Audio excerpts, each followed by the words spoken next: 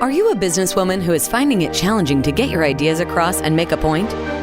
Welcome to Speakers Who Get Results with Elizabeth Bachman, a podcast dedicated to helping women get the visibility they want, whether making a speech or talking in a meeting. Every week, get valuable lessons from Elizabeth or learn from her roundtable conversations with experts and speakers on how to make a difference, not just a point. On to the show with your host, Elizabeth Bachman. Hello and welcome to Speakers Who Get Results.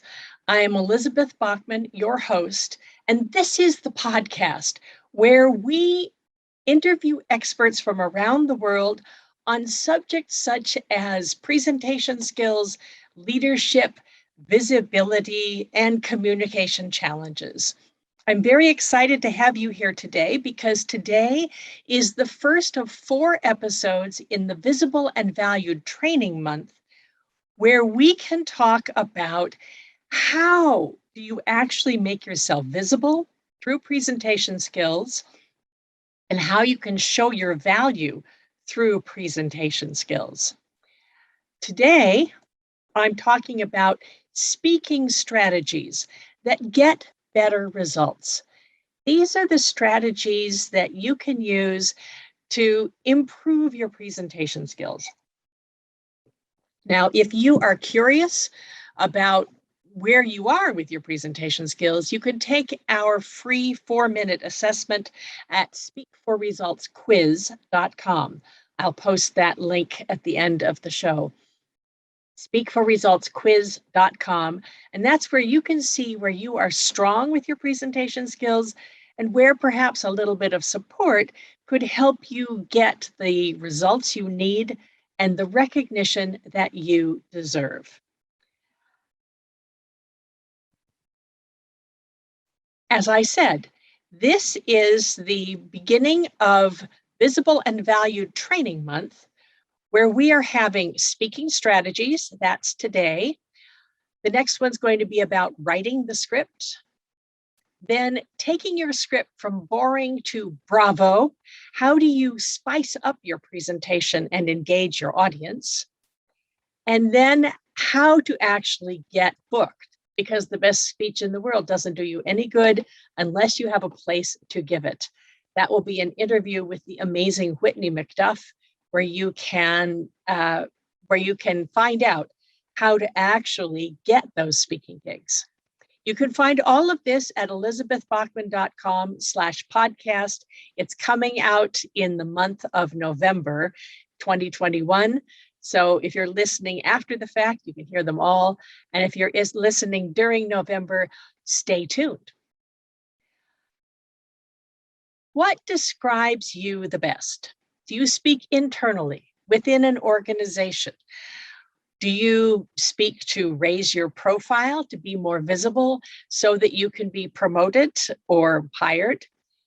Do you speak to on behalf of your company to promote your company, such as sales? Maybe you speak on social issues and for pro bono. And maybe you're not speaking yet, but you know that you need to start.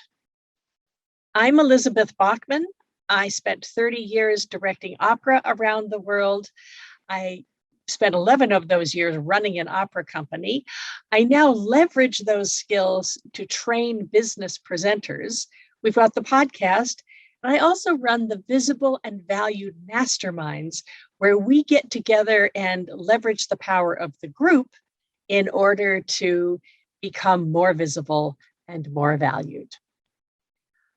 My intention today is to talk to you mostly about strategy, the why, and how to actually get it done. Why does it matter? Strategic speaking gets you far. It can get you funding, whether that's direct or indirect funding. Maybe it's funding you speak to get funding for your company, you speak to make a sale. Maybe it's indirect because as you become a better and better presenter, the more you show up as somebody in authority, the more you will be given more to do, raises, promotions, maybe even a better job. Strategic speaking can also get you allies, the allies who will help you get to where you want to go, the allies who will be supporting you, having your back, working with you, the sponsors and mentors that are so helpful. Nobody does it alone. And strategic speaking can get you recognition. Recognition in terms of promotions, as we spoke, or a better job. Or maybe you're one of those people who watches a speaker and thinks, damn, I'm twice as smart as they are. Why isn't that me up there addressing the group? And if that describes you, come talk to me. That's a big part of what I do with my clients. Now, how? I promised I would tell you how to get that result. You need a strategy so that you're speaking to the right people and you're speaking to the people who can actually help you get those results. You need a script, the right words, so that you're reaching people where they can hear you. And you need a great delivery style so that you're showing up with confidence and charisma. These all work together. They feed on each other, they work together. And the main part about them is you. You are the middle. Remember, anytime you are giving a speech where you want to move people to take action, it's an enrollment speech or a sales speech. People promote and recommend people they like, people they trust, people they know. It's you are the key to this all. Now, maybe you're presenting, you know it's going to get credibility, but you're not getting here because you're talking to the wrong people. This was something that held me back in my opera career. I knew I wanted to run an opera company. And so for several years, I kept applying to be artistic director or general director for a company. And I couldn't understand why I was consistently on the short list, but never actually got the job. Now I know that I was marketing myself to the wrong people. I thought in those days that being really good at what I did and being well known and appreciated by my peers was enough. But I should have been marketing myself to the boards of trustees, making my connections there because they were the people who were actually doing the hiring. If I'd known that, I know this now. If I'd known this in those days, I might have gone on to run opera companies around the world instead of being a speaker trainer. So I guess things happen the way they want to. But I definitely wasted years marketing myself to the wrong people. Or maybe you're not being heard. One of the things that happens a lot, especially to women, is that they are speaking in a meeting internally and they're not being listened to. There's a lot you can do around this. I'm actually appalled that even in the 20th century, this is still happening. We talk about it all the time, and still there are women whose ideas are not being heard. And that is it's one of the things that I'm really passionate about, is helping women step up and get that credibility. The key is rule number 1, use strategic empathy to make it about them. Who's listening? What do they need to know? And how do they need to hear you? How can you talk to them in a way that they understand this is important? They don't think you're relevant. They're not going to listen. This is what happened to my client, Elena. Elena is the regional manager for an international company, and she's actually responsible for Northern California, Oregon, Washington, Montana, and Utah, and Wyoming. So she's responsible for a lot of business. She was also at that point the only female regional manager, the only woman. And what she found was she wasn't being heard.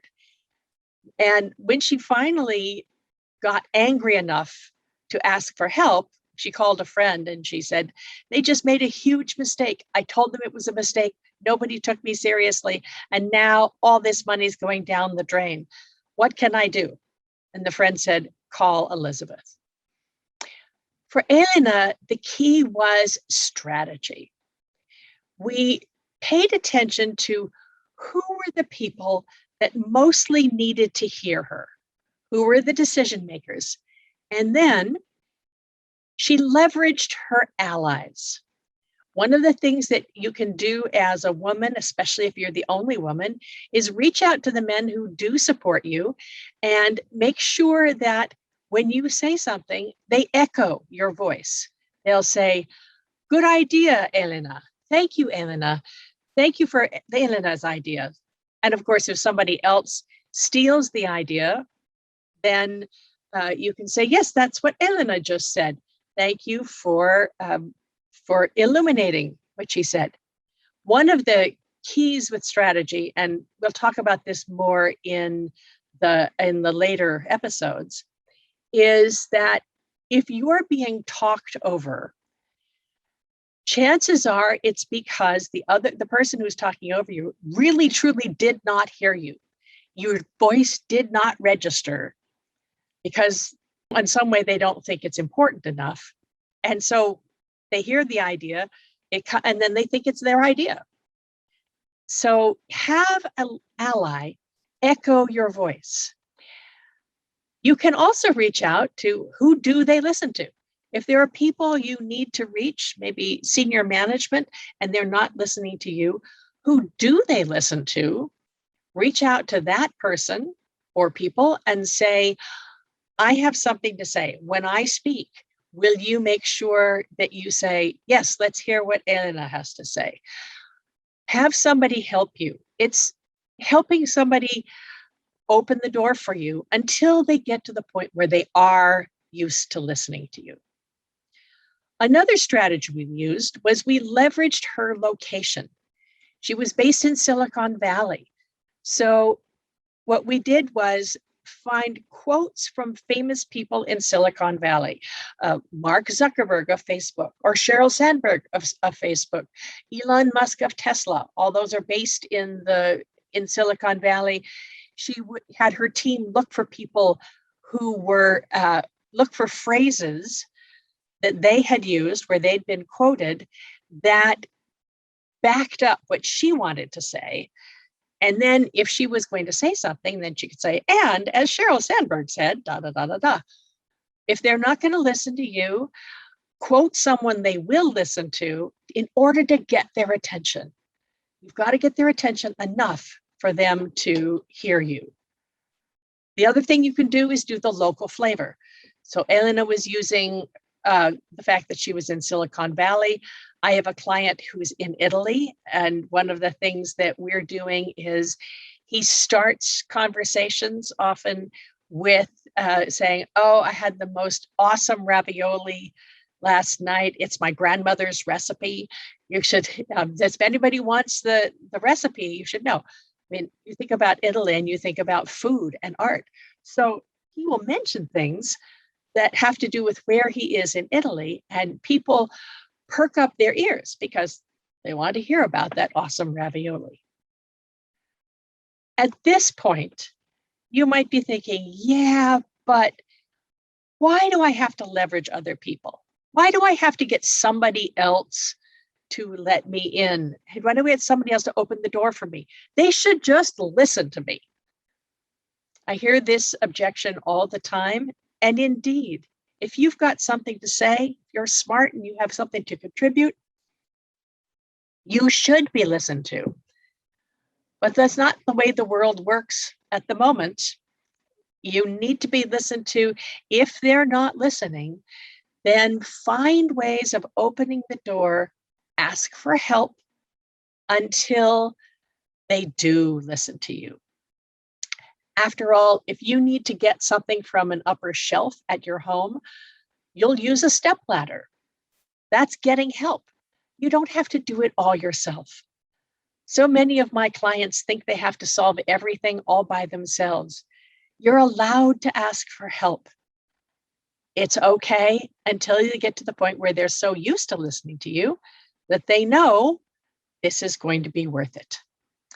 We worked with Elena took about 4 months for people to start really understanding what she had to say.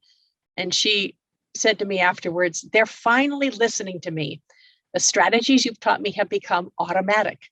Thank you. So Elena now has another job, a better job in the same industry. And it's because of the work that we did that got her to a position where she's now able to make more of an impact. The next key to use is script. That has to do with the words that you use. One of the problems I see over and over is giving too much how and not enough why. Talking too much about how and what, and not about why it matters. This takes us back to rule number 1, actually. Why is what you're talking about going to matter to your listeners? What do they care about? Use and add that in your script. Use those words. What matters to them? Write down for a minute. What do your listeners want? Might not necessarily be what they need. What do they want? If you give them what they want first, you can slip in what they need once they're listening to you. What's the problem that you solve?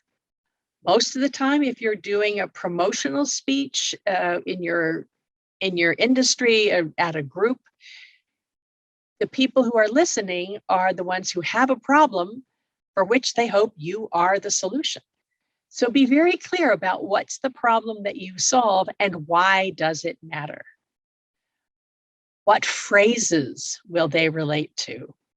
I mean, if you're talking to somebody about the business plan, if they keep talking about the business plan and all you say is the ROI, they're not going to relate. So as you talk to your ideal listeners, your clients, your customers, listen to the words they use and use their words as instead of yours. This happened to my client, Brooke. Brooke was a leader in a company. She talked to the finance department all the time. And she loved that because Brooke is a very organized person. She loves charts and graphs and she loves numbers. So she got so popular talking to the finance department that she got a promotion. And as part of this promotion, she also had to talk to the marketing department. And that was a disaster. She called me up and she said, my speeches, they always used to love my presentations, but these guys, they don't listen, they don't pay any attention. I can see that they're checking their emails on their phones. What's going wrong? We went back to rule number 1. What was it that the creative people in the marketing department cared about, as opposed to what the financial people in the finance department cared about? And she realized that in order to talk to the marketing department, she had to use colors and images. These were visual learners. These weren't chart and graph people. So what we did was developed really 2 sets of slides for her. Graphs for when she talked to the finance department, and color, brightness, interesting, things that were visually interesting when she talked to the creative people in the marketing department. It was a huge success, and she's actually now running her own company using these principles for matching the message to the room, the strategy and the words that fit her audience. The third key is style, your delivery style. That's very important. Once you have your strategy, once you have your words, then how you deliver them makes all the difference. Here's a pro tip for these days that so much of what we do is online. Pay attention to your lighting. It drives me crazy when I see so many people who have a bright room behind them and you cannot see their faces. Make sure you have enough light in front of you so that people can see your face. Make sure that the area behind you is not lit so brightly that your face goes dark, especially important for my clients who have darker skin.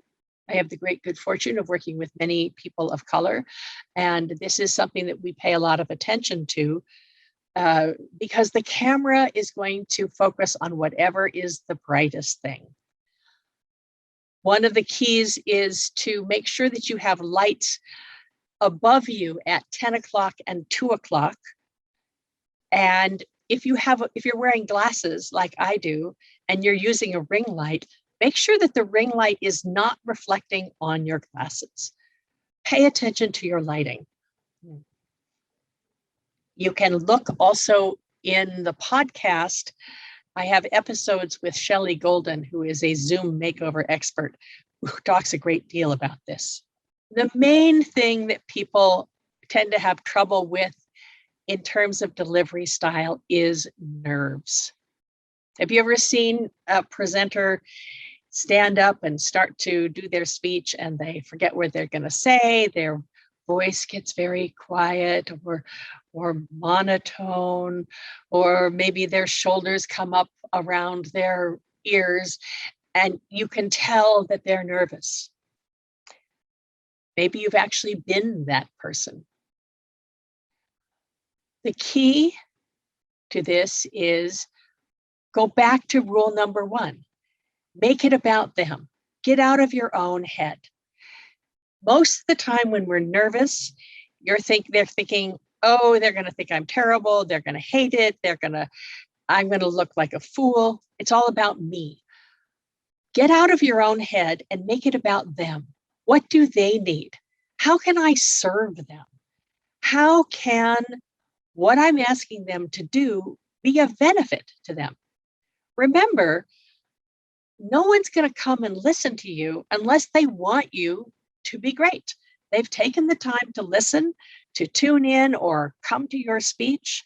They want you to be awesome because they're hoping that you're going to have an answer to their problem.